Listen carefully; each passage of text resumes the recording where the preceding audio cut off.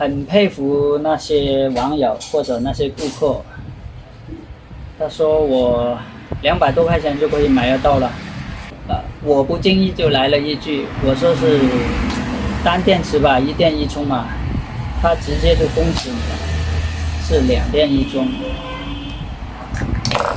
东城的也一样，东城无刷的23磅时也是一样，200多块钱，但是他们有本事买得到5208。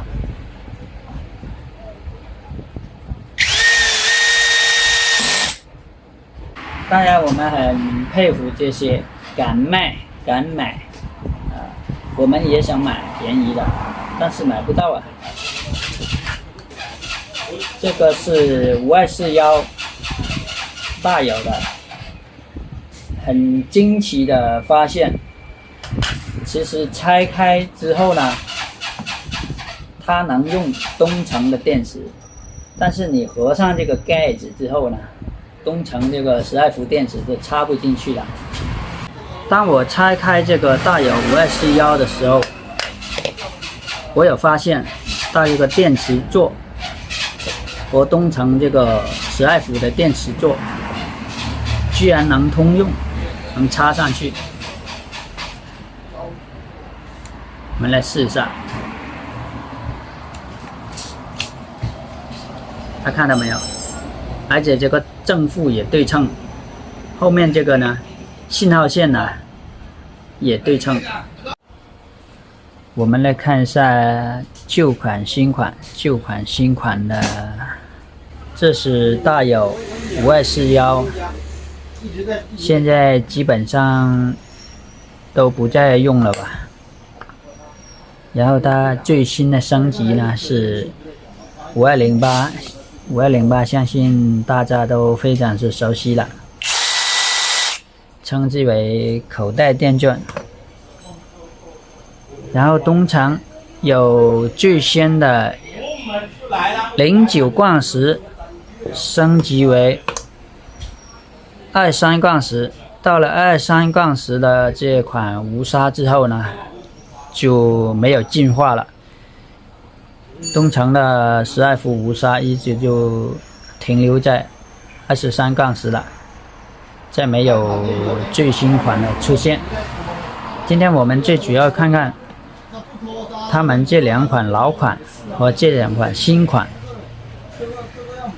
他们的内部结构如何，然后看看他们的进化之路。这2款肯定是里面是有砂电机的了，我们先把这2款拆出来看看。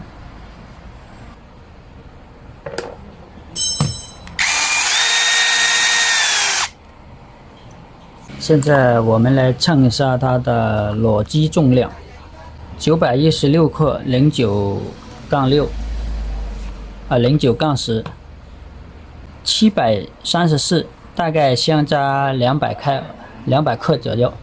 这是23杠10的东城无砂的。我们再来称一下大有，大有是762，大有的更轻啊，这个只有690。它们的重量呢，大有的也是一代比一代轻，东城的也是一样。然后现在我们来看一下东城这个12伏的电池，这是09杠10的，可以插得进去。电池是通用的。然后大有呢，这个是5208的。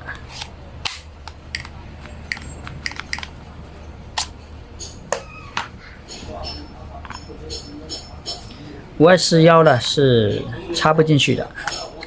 电池通用的好处就是之前买剩下来的电池，假如这个裸机坏的话，这个电池还能用的话，这位用户呢选择的话，就还是会买东城。下面我们把这2个旧款打开，看看它里面有什么区别。大家看一下大有一个有砂电机，一个保护板，开杆。有砂电机加保护板，如果是很普通的手电钻是没有的，没有这个保护板的，没有过载保护，没有电流保护，没有电压保护。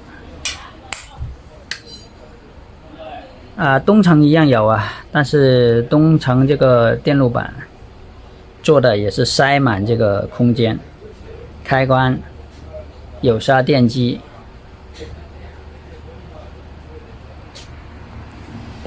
东城的重量啊，要比大有的重多100多克。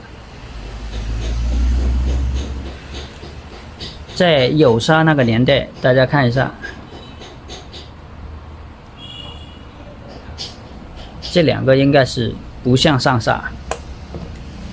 好了，下面我们看看它更新换代之后最新款的口袋手电钻和这个东城23-10。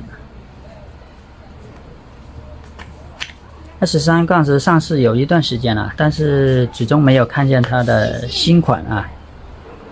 23-10它的控制板，这个是控制板，坐在这个手电钻的后部，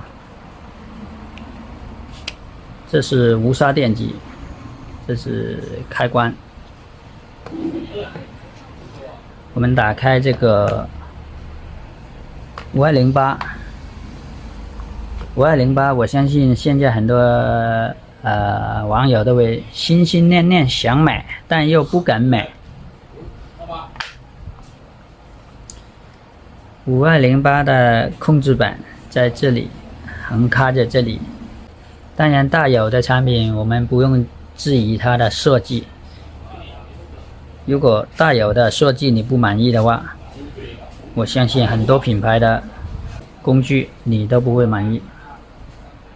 无论是从它的外观还是内置的设计上面，5208还是比较独特的。大家看一下这个小开关，我们看这个电机还是铁芯还是比较长的，做的比较足的。最关键呢，它是以前的12伏电池能用，所以说很多老顾客呢，他以前用过09-10啊、10-10啊这些手电钻之后呢，他会选择去买这个新款的无砂。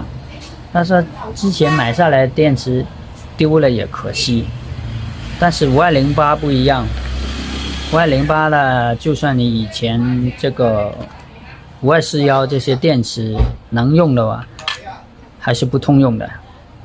好了，4款电机我们都看过了，当然选购属于大家自愿的，你认为适合自己的哪一款工具适合自己就选购哪一款。今天的视频就到这里，谢谢大家的收看，拜拜。